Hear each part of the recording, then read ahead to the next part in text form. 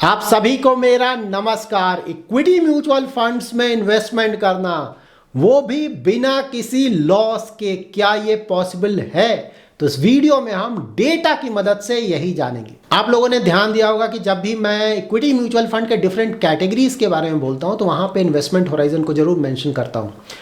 Like जब भी मैं लार्ज कैप के इक्विटी फंड्स की बात करता हूं तो बोलता हूं कि वहां पे मिनिमम इन्वेस्टमेंट होराइजन 5 ईयर जरूर रखें। और जब मैं मिड कैप या स्मॉल कैप के इक्विटी म्यूचुअल फंड्स की बात करता हूं तो वहां पे बोलता हूं कि मिनिमम इन्वेस्टमेंट होराइजन 10 ईयर्स जरूर रखें। तो आपको कई बार लगता होगा कि ये क्यों बोला जा रहा है, ये क्यों जरूरी है, तो इस वीडियो में आपको इसके बारे में भी पता चल जाएगा।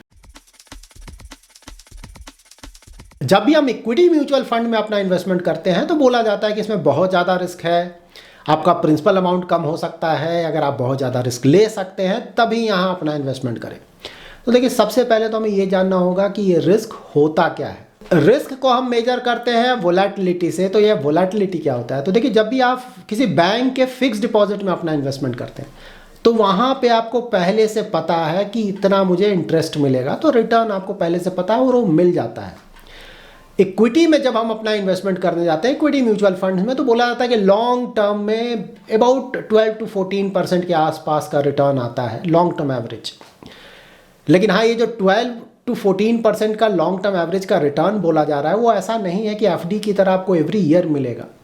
कई बार होगा कि आपका जो प्रिंसिपल अमाउंट है वो कम हो जाएगा, कई बार होगा कि आपको 20% का भी रिटर्न आ जाएगा। लेकिन हाँ, जब लॉन्ग टर्म में उसको एवरेज आउट करेंगे सारे रिटर्न्स को, तो वहां पे रफली 12 to 14% का रिटर्न आता है। रिस्क दैट इज वोलेटिलिटी को हम स्टैंडर्ड डिविएशन से मैनेज करते हैं। स्टैंडर्ड डिविएशन रिटर्न्स आपका पॉजिटिव आ रहा है उसे भी काउंट करेगा, और रिटर्न जब आपका निगेटिव आ रहा है उसे भी काउंट करेगा। सपोज ये मीन लाइन है, यहां से रिटर्न अगर ऊपर जाता है तो पॉजिटिव आता है और यहां से जब नीचे आएगा तो निगेटिव आएगा। तो स्टैंडर्ड डिविएशन जो निगेटिव रिटर्न है उसको भी मेजर करेगा और जो पॉजिटिव रिटर्न है उसे भी मेजर करेगा। तो यहाँ पे आप ऑफ कोर्स ये बोल सकते हैं कि नहीं, पॉजिटिव रिटर्न में को मैं रिस्क नहीं मानूंगा, तो पॉजिटिव रिटर्न, हाँ, जो नेगेटिव रिटर्न जा रहा है उसके बारे में ऑफ कोर्स अगर कुछ किया जा सके तो वो हम कर सकते हैं, उससे हमें बेनिफिट होगा। तो इस वीडियो में हम यही जानने की कोशिश करेंगे कि ये जो रिटर्न हमारा नीचे जाता है, निगेटिव जाता है, क्या इस प्रॉब्लम को हम रिजॉल्व कर सकते हैं? क्या कोई इस तरह का इन्वेस्टमेंट करने का तरीका है जिससे कि हमारा जो रिटर्न्स है वो निगेटिव नहीं हो? इस वीडियो में मैंने आप लोगों के लिए 2 डेटा पॉइंट्स लिया है। तो देखिए, जब भी हम मार्केट को स्टडी करते हैं तो हमें डिफरेंट मार्केट साइकिल्स को स्टडी करना होगा। जब मार्केट काफ़ी अच्छा कर रहा हो उस समय का, और जब मार्केट काफ़ी डाउन है उस समय का, अगर दोनों का डेटा हम स्टडी करें तब हमें सही से पता चलेगा कि हो क्या रहा है। तो यहाँ पे देखिए, मैंने 2 एक्सट्रीम्स लिया है। एक्सट्रीम्स का मतलब देखिए, फिलहाल अगर मार्केट देखें तो ऑल टाइम हाई के आसपास है, तो अभी का डेटा मैंने लिया है। और साथ ही मैंने कोविड के समय जब स्टॉक मार्केट्स में बहुत ज़्यादा गिरावट आया था उस समय का डेटा लिया है। तो उस समय का डेटा है एज ऑन 1 अप्रैल 2020। तो ये दोनों एक्सट्रीम है, एक समय जब मार्केट ऑल टाइम हाई के आसपास है और एक समय जब मार्केट बहुत ज़्यादा गिर चुका था। और साथ ही यहाँ पे मैंने लार्ज कैप के इक्विटी म्यूचुअल फंड्स और स्मॉल कैप के इक्विटी म्यूचुअल फंड्स का डेटा लिया है, क्योंकि देखिए डाइवर्सिफाइड में ये दोनों भी एक्सट्रीम माने जाते हैं। इक्विटी म्यूचुअल फंड्स की बात करें तो large cap equity mutual funds को रिलेटिवली कम रिस्की माना जाता है। देखिए, रिस्क तो सभी जगह है, लेकिन हाँ, रिलेटिवली कम रिस्क माना जाता है लार्ज कैप में, जबकि स्मॉल कैप के जो फंड्स हैं वहाँ पे माना जाता है कि रिस्क बहुत ज़्यादा है। तो इन सारे डेटा पॉइंट्स को हम चेक करते हैं और उसके बेसिस पे जानने की कोशिश करते हैं कि क्या कोई तरीका है जिससे कि हमारा रिटर्न्स निगेटिव नहीं आए। यहाँ पर आप लार्ज कैप के इक्विटी फंड्स का लेटेस्ट परफॉर्मेंस डिटेल चेक कर सकते हैं। ये यहाँ पे 1 ईयर, 3 ईयर, 5 ईयर, 10 ईयर, देखिए इतने सारे स्कीम्स हैं, इधर भी हैं इधर भी हैं। कहीं भी आपको निगेटिव रिटर्न देखने को नहीं मिलेगा, सारे के सारे पॉजिटिव रिटर्न्स है। देखिए यहाँ पे मैंने नीचे अगर आप देखें तो मैंने डिटेल दिया हुआ है इसका। 1 ईयर में 30 स्कीम है, 3 ईयर में 27, 25 स्कीम्स ऐसे हैं जिन्होंने 5 ईयर कंप्लीट कर लिया, 24 स्कीम ऐसे हैं जिन्होंने 10 ईयर्स कंप्लीट किया हुआ है। कहीं भी नेगेटिव रिटर्न नहीं है, सभी कुछ पॉजिटिव रिटर्न है। तो अगर कोई इस डेटा को देखता है, वैसा इन्वेस्टर जिसे जानकारी नहीं है इन्वेस्टमेंट्स का, तो उसे लगेगा अरे इक्विटी म्यूचुअल फंड में तो नेगेटिव रिटर्न है ही नहीं, हमेशा पॉजिटिव रिटर्न है, यहाँ तो कोई रिस्क ही नहीं है।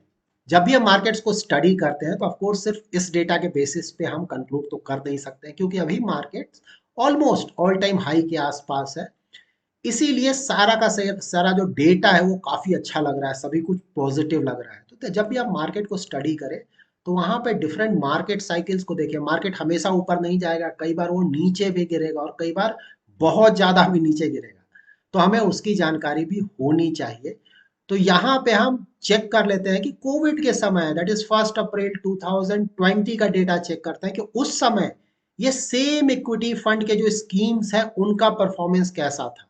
यहाँ पे अगेन आप लार्ज कैप इक्विटी फंड का डिटेल चेक कर सकते हैं, लेकिन यहाँ पे जो एनएवी डेट है वो है 1 अप्रैल 2020। कोविड के समय बहुत ज्यादा मार्केट गिरा था। यहाँ पे देखिए आपको ज्यादातर चीजें रेड दिखेंगी, खासकर लास्ट 1 ईयर और 3 ईयर में। तो अगर कोई इस डेटा को देख लेता है तब तो वो डर जाएगा कि नहीं ये तो बहुत ज्यादा रिस्की इन्वेस्टमेंट है, तब उसे सही में समझ में आएगा कि इक्विटी इन्वेस्टमेंट होता क्या है। तो यहाँ पे देखिए आपको पूरा साइकिल कवर करना होता है कि ऊपर जब जा रहा है तब क्या हो रहा है, नीचे जब जा रहा है क्या हो रहा है। तो ये देखिए एक्सट्रीम केस है, अभी जैसा एक एक्सट्रीम केस है, मार्केट ऑल टाइम हाई काफी अच्छा रिटर्न आ रहा है, उसी तरह से ये भी एक तरह का एक्सट्रीम यहाँ पे आप देख रहे हैं। जब मार्केट बहुत ज्यादा गिर गया था उस समय देखिए, उस समय यहाँ पे नीचे परफॉर्मेंस देखिए, 25 स्कीम्स उस समय लास्ट 1 ईयर में थे, 100% नेगेटिव रिटर्न, सारे के सारे स्कीम्स का नेगेटिव रिटर्न। 87% स्कीम्स 23 स्कीम्स में थे जो कि 3 ईयर में भी नेगेटिव रिटर्न दे रहे हैं। जबकि जब 5 ईयर में जाएंगे तो सिर्फ 23 में 3 स्कीम ही ऐसे थे जिन्होंने नेगेटिव रिटर्न दिया, सिर्फ 13%। और 10 ईयर में तो एक भी नेगेटिव नहीं है। तो यहाँ पे देखिए जो एक्सट्रीम डेटा हमने चेक किया, जब मार्केट पॉजिटिव है तब तो प्रॉब्लम ही नहीं है, लेकिन हाँ जब मार्केट बहुत ज्यादा गिर जाता है उस समय भी अगर इस डेटा को देखें तो देखिए 1 ईयर 3 ईयर में तो बहुत ज्यादा प्रॉब्लम है, लेकिन यहाँ 5 ईयर से जो कंडीशन है काफी हद तक इंप्रूव हो जाता है। 5 ईयर में देखिए आप बहुत ज्यादा अनलकी होंगे तभी आपका फंड नेगेटिव रिटर्न देगा, क्योंकि उस समय भी सिर्फ आउट ऑफ 23 3 फंड्स ही ऐसे थे जिनका नेगेटिव रिटर्न था, बाकी सारे फंड्स का पॉजिटिव रिटर्न था। और 10 ईयर में तो खैर सभी का पॉजिटिव रिटर्न था। ना यहाँ पे हमने लार्ज कैप के फंड्स का डिटेल्स चेक किया, तो लार्ज कैप तो इक्विटी में रिलेटिवली कम रिस्की होते हैं। अब हम स्मॉल कैप के फंड्स का डिटेल चेक कर लेते हैं, उससे भी हमें काफी क्लैरिटी मिलेगा। ये देखिए स्मॉल कैप के फंड्स का करंट परफॉर्मेंस। तो यहाँ पे अगर आप देखते हैं, देखिए यहाँ पे भी लार्ज कैप का स्टोरी है, मार्केट ऑल टाइम हाई है, खासकर मिड कैप स्मॉल कैप के स्टॉक्स बहुत अच्छा कर रहे हैं।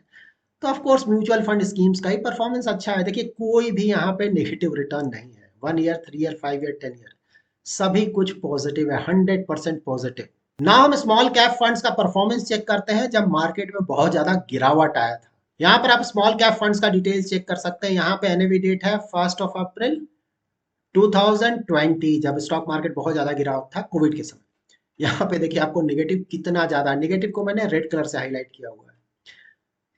तो 1 ईयर 3 ईयर में तो आपको ज्यादातर नेगेटिव है, तो यहाँ पे देखिए आपको एग्जैक्ट डिटेल्स पता चलेगा। तो यहाँ पे देखिए 19 फंड्स हैं 1 ईयर कंप्लीट किए हुए, 100% नेगेटिव रिटर्न उस समय का है, ये 2020 का डेटा है।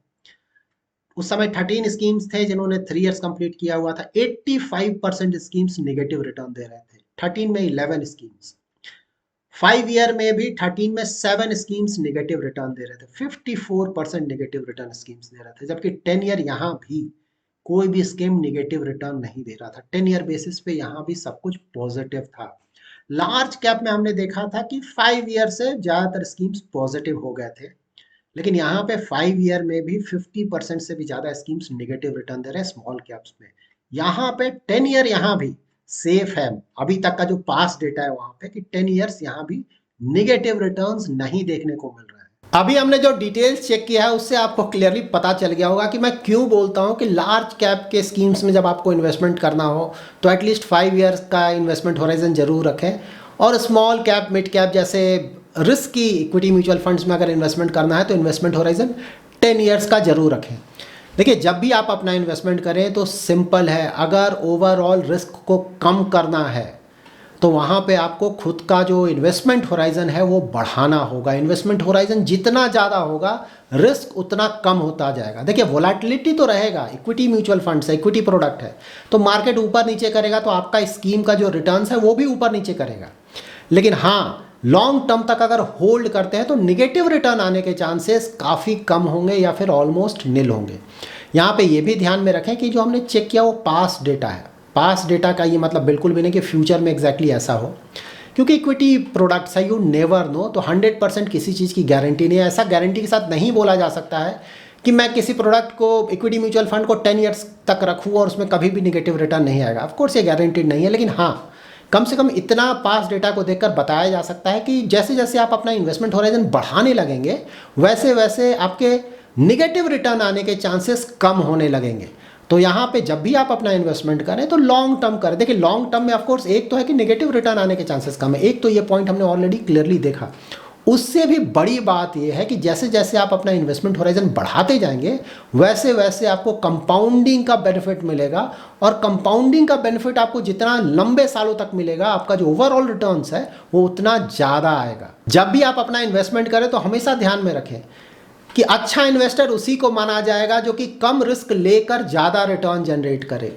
कोई अगर बहुत ज़्यादा रिस्क लेकर ज़्यादा रिटर्न जनरेट कर रहा है तो कोई बहुत ज़्यादा अच्छी बात तो है नहीं, क्योंकि रिस्क भी बहुत ज़्यादा ले रहा है। अगर कोई इन्वेस्टर रिस्क थोड़ा कम करके ज़्यादा रिटर्न जनरेट करे तो उसे बहुत अच्छा माना जाएगा। और रिस्क कम करने का मतलब निगेटिव रिटर्न आने के चांसेस को कम करने का एक बहुत ही आसान तरीका है कि हम अपना इन्वेस्टमेंट होराइजन बढ़ा दें, और उससे ऑफकोर्स हमारे ओवरऑल रिटर्न्स भी ज़्यादा आएंगे।